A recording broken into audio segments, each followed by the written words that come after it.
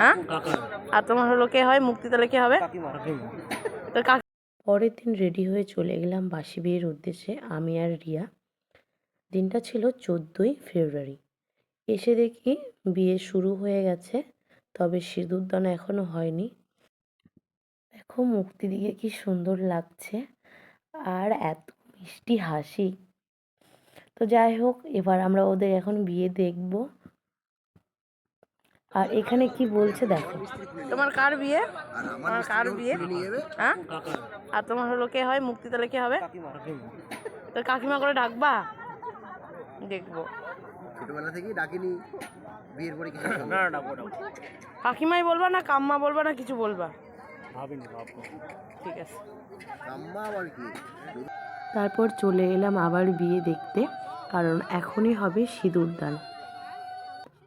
তো এই সময়টা একটু মুকেশ নার্ভাস হয়ে গেছিল। স্বাভাবিক, 11 বছরের পূর্ণতা, নার্ভাস তো হবেই।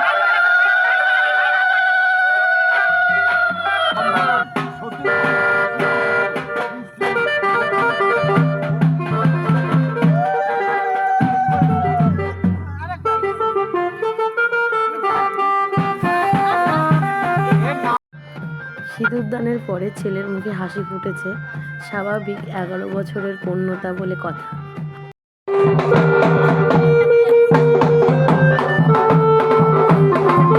পুকুর পাড় দিয়ে বাসি বিয়ে সম্পূর্ণ হলো, তারপর আমরা নাচানাচি করলাম, তারপর আমরা বাড়ি চলে এসেছি।